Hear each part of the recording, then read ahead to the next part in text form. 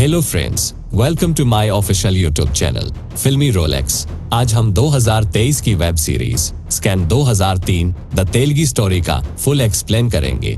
तब तक हमारे वीडियो को लाइक करें और चैनल पर नए हो तो सब्सक्राइब करके हमें सपोर्ट करें। तो चलिए शुरू करते हैं।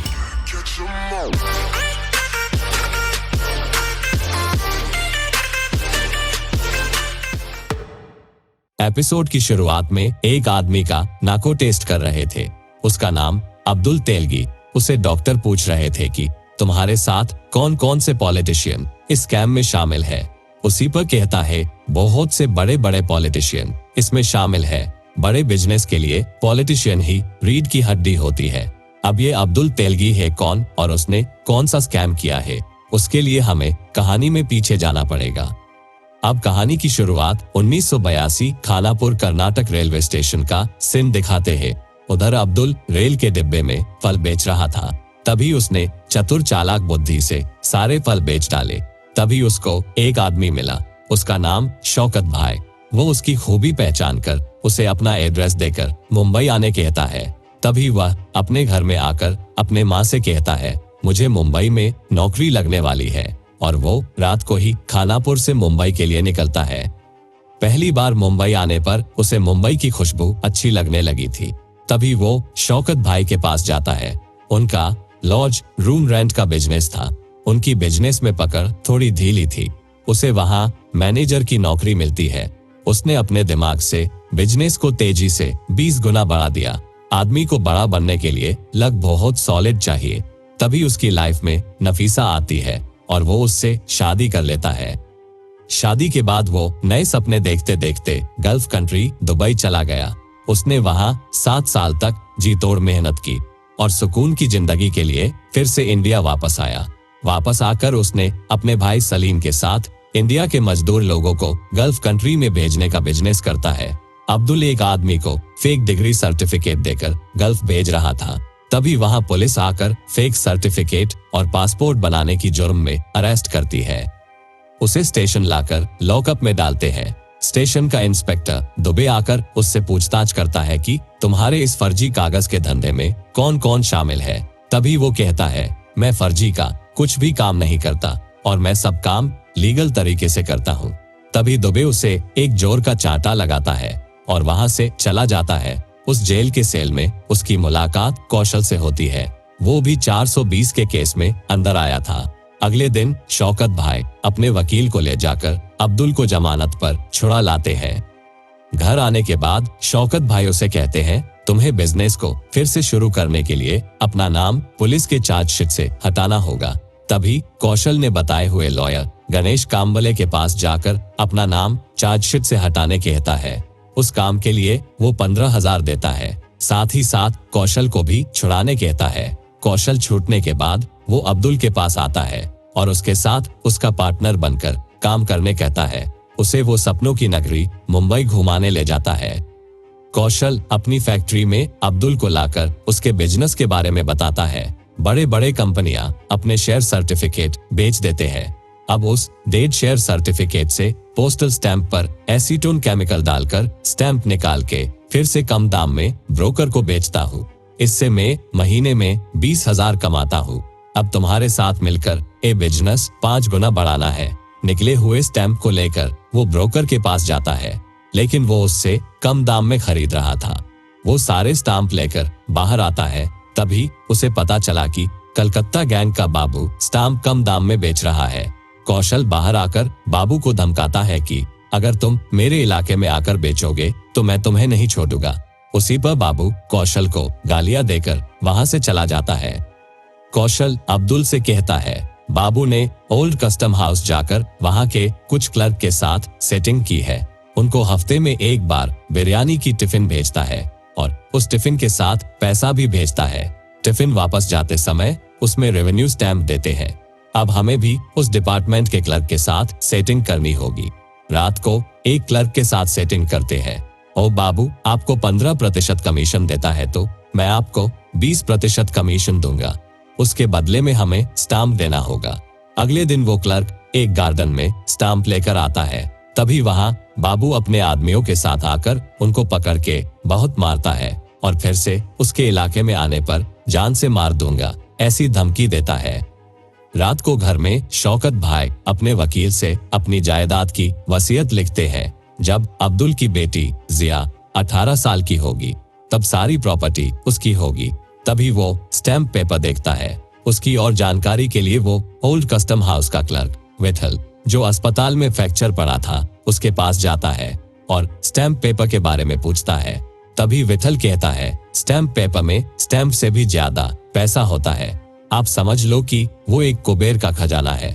उसकी सारे बातें सुनकर वो कौशल के पास जाता है और स्टैम्प पेपर के बारे में बताता है। इस स्टैम्प पेपर से हमारी दुनिया बदलने वाली है, क्योंकि इंडिया में 33,000 करोड़ का रेवेन्यू सिर्फ स्टैम्प पेपर का है। इसमें से मैं 1% भी चुरा लूं तो लगभग 80 करोड़ का बिजनेस होगा। अब हमारा सफर स्टैम्प से स्टैम्प पेपर तक है। इस एपिसोड में बस इतना ही। अब देखते हैं दूसरा एपिसोड। दूसरे एपिसोड की शुरुआत में अब्दुल स्टैम्प पेपर की हिस्ट्री बताता है। हमारे भारत में सिर्फ नासिक में ही स्टैम्प पेपर बनते हैं।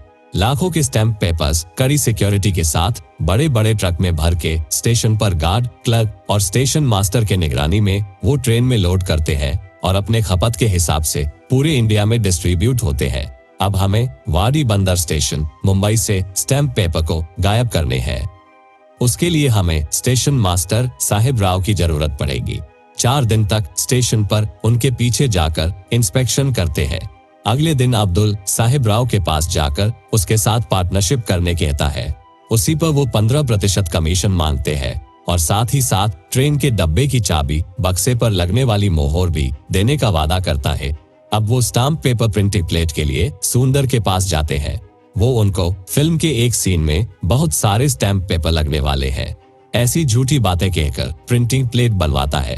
अब उसकी चोरी पकड़ी ना जाए, इसलिए वो शादी के कार्ड छपवाने वाले करीम चाचा की मशीन रात में काम करने के लिए लेते हैं। प्रिंटिंग प्लेट से वो कुछ डेमो पेपर प्रिंट करता है। उस पेपर को देखकर बहुत खुश होते हैं। अब वो दोनों वाडी बंदर स्टेशन से यार्ड के बीच में भागते ट्रेन में चढ़कर उसका लॉक खोल के बक्से से स्टैम्प पेपर चुरा के फिर बक्से पर नया मोहर लगाकर ट्रेन से कूद जाते हैं। और यही काम करने के लिए उनके पास सिर्फ 6 मिनट होते हैं। स्टेशन पर आकर चाबी और मोहर के साथ कुछ पैसे एडवांस साहिब राव को देता है। अब उस स्टैम्प को बेचने पहले एडवोकेट गणेश के पास जाकर कहते हैं, आज से हम स्टैम्प पेपर बेचने का बिजनेस करने वाले हैं। आपको जितना चाहे उतना स्टैम्प पेपर मिलेगा।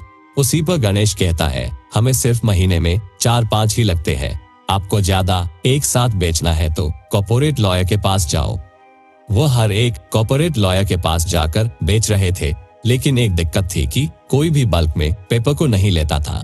उनके पास समंदर भरकर स्टैम्प पेपर था, लेकिन वो लोटा भर ही बेच पा रहे थे। इसी बात से वो बहुत नाराज था। अब्दुल का मूड ठीक करने के लिए कौशल उसे डांस बार में ले जाता है। तभी उसको एक लड़की पसंद आ गई। अगले दिन वो एक बड़ी कंपनी में जाकर स्टैम्प बेचने की कोशिश करते हैं, लेकिन वो वेंडर लाइसेंस मांगता है और उनके पास ये लाइसेंस नहीं होता। इसलिए वो एडवोकेट गणेश को लेकर एक ब्रोकर के पास जाते हैं। वो अब्दुल को कहता है, आपको वेंडर लाइसेंस सिर्फ लीगल तरीके से ही मिलेगा। उसी पर अब्दुल उसे एप्लीकेशन डालने कहता है। अगले दिन रात को वो दोनों स्टैम्प पेपर प्रिंट कर रहे थे। तभी वहां पुलिस की रेड पड़ती है। उसी से अब्दुल बहुत डर जाता है। इंस्पेक्टर रावत उसके दुकान की पूरी तलाश लेता है, क्योंकि टिप मिली थी कि कुछ लोग इलीगल शराब बेच रहे हैं। लेकिन उसकी दुकान छोड़कर सब दुकान के लोग इलीगल शराब बेच रहे थे। उनकी दुकान में अब तक 3 बार रेड पड़ चुकी थी। इसका परमानेंट सॉल्यूशन के लिए सब इंस्पेक्टर दुबे के साथ इंस्पेक्टर रावत के पास जाते हैं।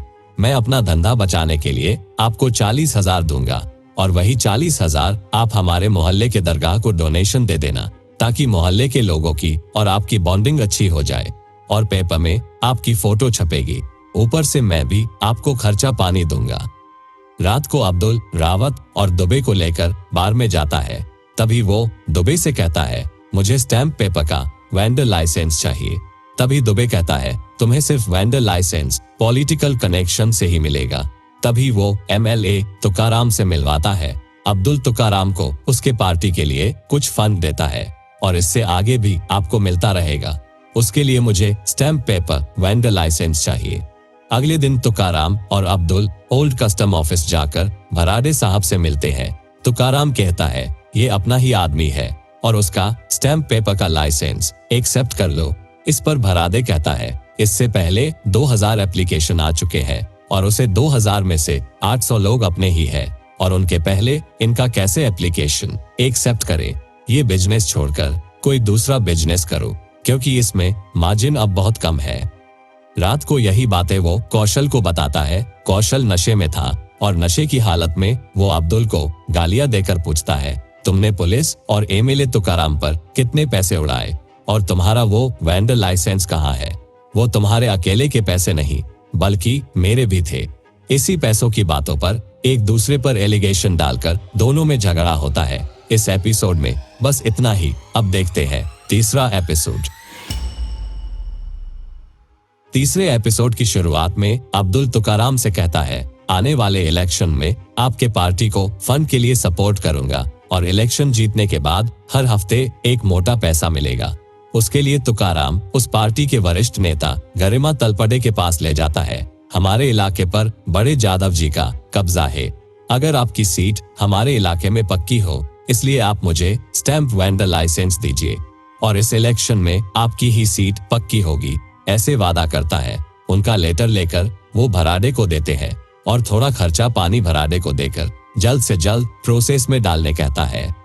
अब्दुल वेंडर लाइसेंस लेकर कौशल के पास जाकर उससे मीठी मीठी बातें बोलकर पटाने की कोशिश करता है, लेकिन कौशल उसके साथ फिर से पार्टनरशिप करने से मना करता है क्योंकि मुझे कछुए के चाल से जिंदगी में आगे बढ़ना है और तुमको रॉकेट की रफ्तार से। अब्दुल को फैक्ट्री से बाहर निकाल कर कहता है मेरा हिसाब अभी बाकी है। वो मुश्किल भरे हालात को झुकाकर आगे बढ़ता है।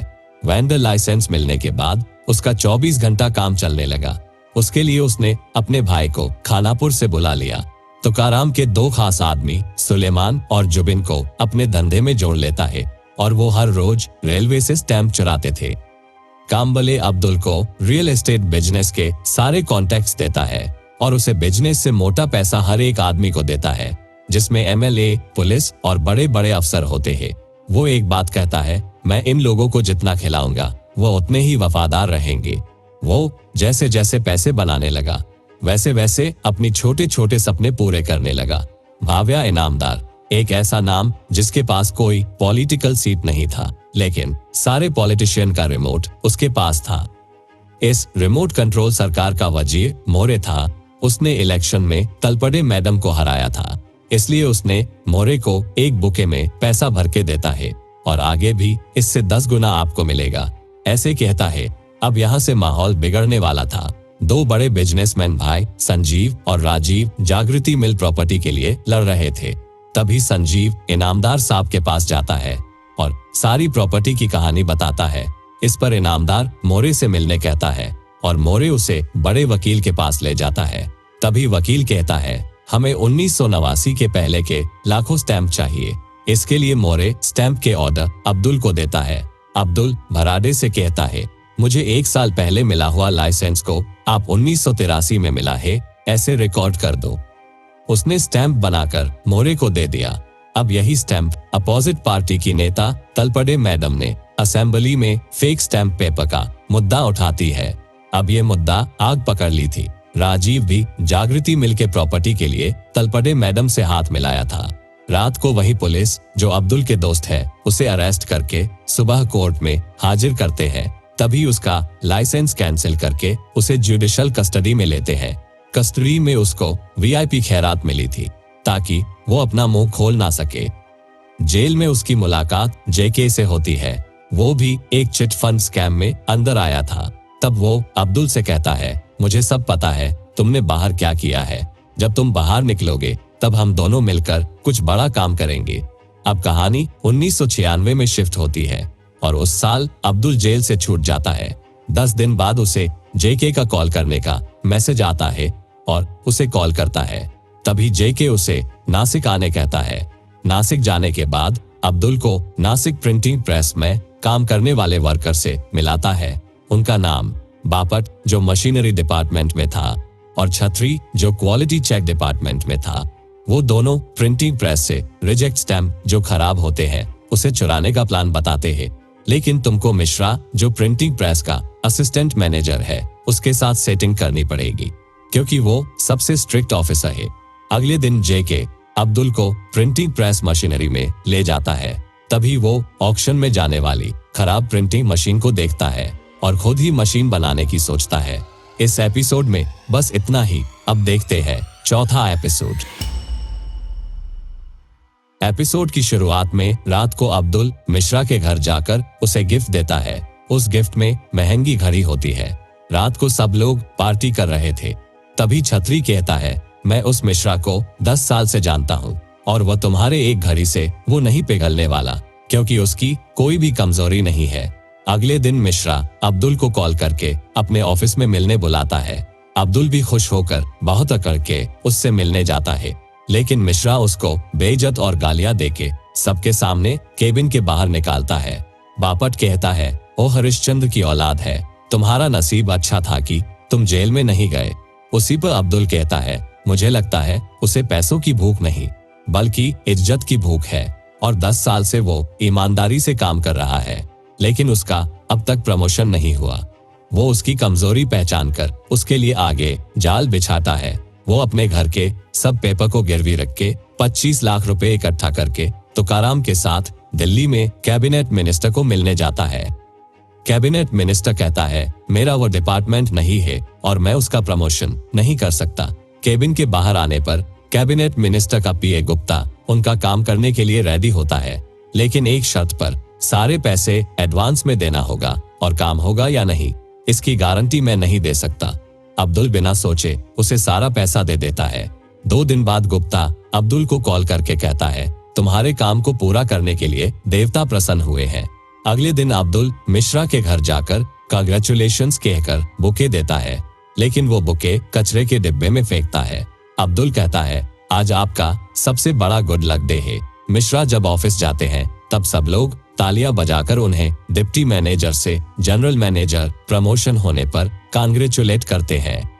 मिश्रा अब्दुल से उसका शुक्रिया अदा करता है। उसी पर अब्दुल कहता है, अब आपको सिस्टम के साथ रहकर निराश रहना है या मेरे साथ रहकर अपना विकास करना है, इसके बारे में आपको ही सोचना पड़ेगा। उसी पर वो मान जाता है। अब मिश्रा का काम था कि एक नए मिशन को खराब बोलकर उसे डीकम्पोज करना है। डीकम्पोज करने के बाद सारे पार्ट्स को अलग अलग करके ऑक्शन में अलग अलग कंपनियों को बेचना है, और वही कंपनियां अब्दुल ने अपनी साथियों के नाम पर बनाया था। वो ब्लैंक बोली लगाकर जीत जाते हैं।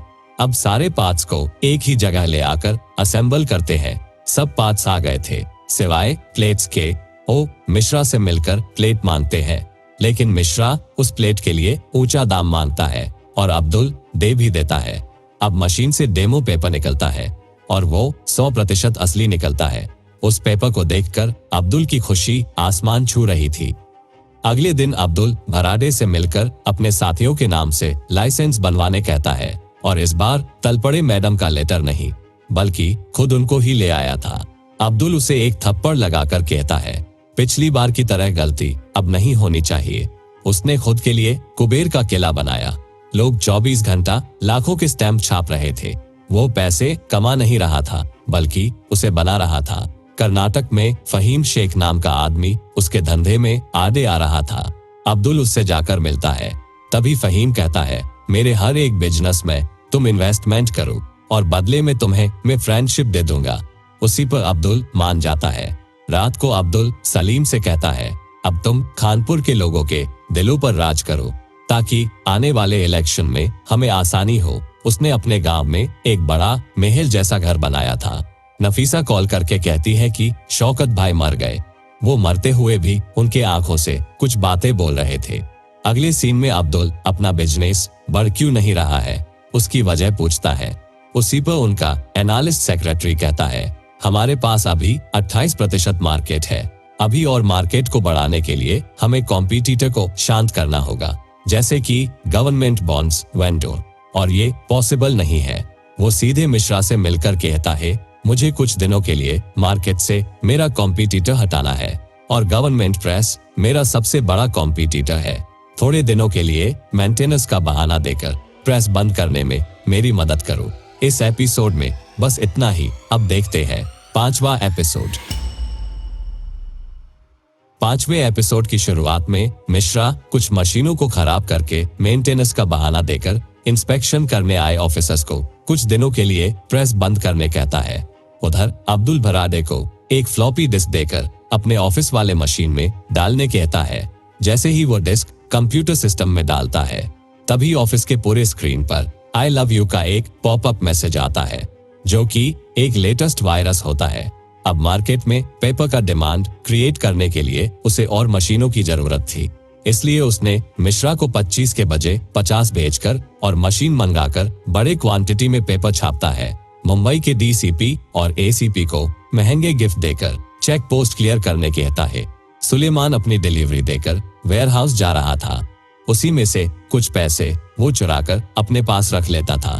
तभी रास्ते में से अब्दुल उसको अपने साथ वेयरहाउस ले जाता है और पैसे क्यों चुराया उससे पूछता है, लेकिन सुलेमान अब्दुल को गलत बातें बोलता है कि तुम भी नकली स्टैम्प पेपर बेचकर चोरी ही कर रहे हो। गुस्से में अब्दुल उसको जान से मार देता है। अब कहानी 2000 साल में शिफ्ट होती है। इस साल के इलेक्शन में तलपड़े जाधव और तुकाराम एक साथ अलायंस बनाकर भारी सीटों से जीत जाते हैं। अब्दुल के इलाके से जाधव जीत कर आया था और जीतने की अगले दिन ही वो अब्दुल की फैक्ट्री जला देता है। अब्दुल मोटा पैसा लेकर उससे मिलने जाकर उनका हाथ अपने सर पर रखने कहता है और साथ ही साथ नई फैक्ट्री देने कहता है। अब यहाँ से थोड़ा माहौल बिगड़ने वाला था। 31 दिसंबर के आखिरी में अब्दुल जेके के साथ डांस बार में जाता है। उस बार में एक नया बिजनेसमैन आदमी आया था। अब्दुल जिसको चाहता था उस पर वो अंधा पैसे बरसाकर उसके साथ नाच रहा था। ये देखकर उसको गुस्सा आ जाता है। वो भी अपने पैसे उस पर उड़ा रहा था। तभी उसके पैसे खत्म हो जाने पर वो आदमी अब्दुल को औकात में रहने कहता है। अब्दुल की औकात की बात आने पर वो अपने आदमी से भर भर के पैसा मंगाता है। उसने लगभग 90 लाख एक ही झटके में उड़ा दिया। ये देखकर वो बिजनेसमैन के साथ सब लोग देखते ही रह गए। अगले दिन ये खबर आग की तरफ फैल गई। सब एमएलए, पुलिस उसे कॉल करके ज्यादा और नए हिसाब से पैसा मांग रहे थे। जेके कहता है, अब भूखे जानवर तुम्हारे पीछे हाथ धोकर पड़ने वाले हैं। इस एपिसोड में बस इतना ही। अब देखते हैं 6ठा एपिसोड।